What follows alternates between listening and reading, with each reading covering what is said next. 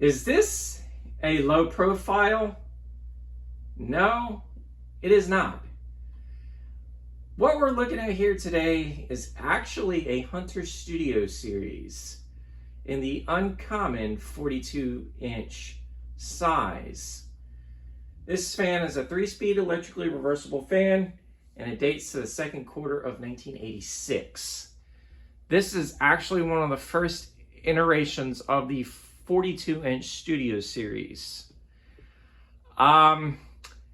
So there was a video of this fan on my channel, but I had noticed that the blades were droopy and not properly balanced like they should be, so I ended up correcting that problem. So I'm going to do a remake video on this.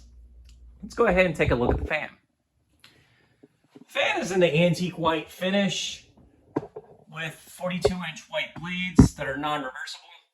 There is a date sticker somewhere up on this fan, but the tag is actually faded, so it's very hard to make out what year this fan exactly is, but I did make out that it has the second quarter of 1986 numbers, and this is also model 22411, and if you see, there's the Hunter sticker logo right there too. But yeah, I'm probably going to make this demonstration kind of short, simple, and to the point. We're going to go ahead and start this fan up on low. So I got this fan about 3 weeks ago now at a restore in the middle of bumfuck nowhere in South Carolina, in this town called Cheraw, which is about 80 miles southeast of Charlotte. I found it on the floor of this restore, as this restore normally doesn't really carry a lot of fans, and I was like, oh wow, that's a Studio series in the uncommon 42-inch size, so I immediately grabbed it.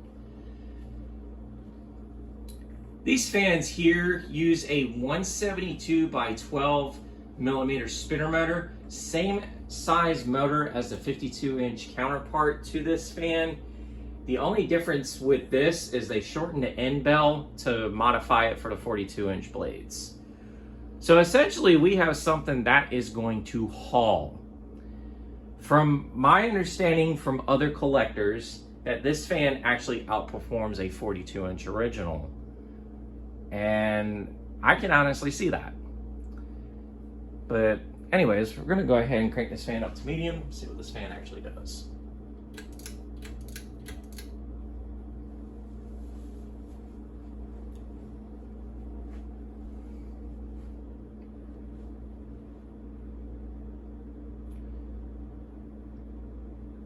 We're actually getting a nice speed range out of the medium setting of this fan. I'm definitely glad I picked this one up, as this is actually one fan that I've always liked. I've always liked the Studio series. I thought it was a unique fan to begin with. And basically, this fan is kind of like a downrod version of the low profile.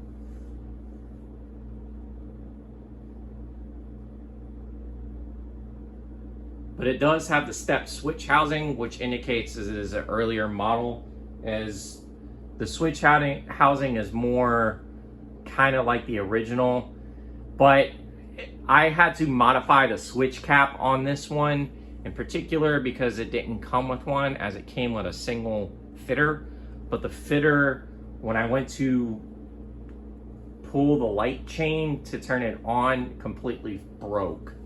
So I took the fitter off and just kind of had a spare Hunter switch cap on hand to use on this.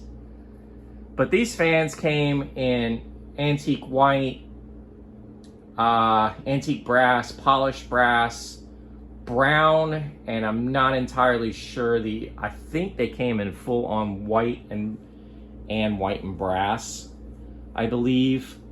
I'm not 100% sure of all the finishes, but the original Studio series looked like the Passport 2, as it used the same kind of housing, just with 4 blades instead of 5, and they were square tipped instead of pointed tipped. Anyways, we're gonna go ahead and crank this fan up to high, see what this fan actually does.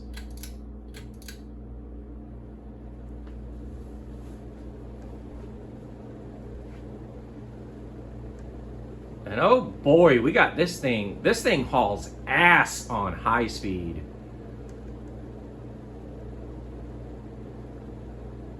We're easily probably going over 200 RPMs on high. There's no doubt about it. I mean, this thing whips some air straight up out of it. Very powerful for a 42-inch ceiling fan.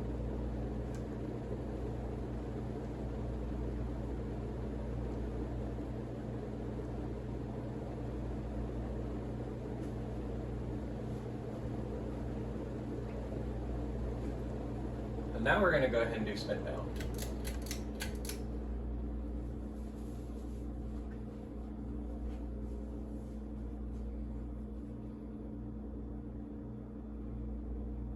And the bearings are pretty good in this fan too. The only thing was, as when I found this fan, it was covered in a lot of dust. And I want to say it was caked on grease as well. But I took some cleaner to it and it came out shining beautifully. It almost looked like the fan was never dusty or anything at all.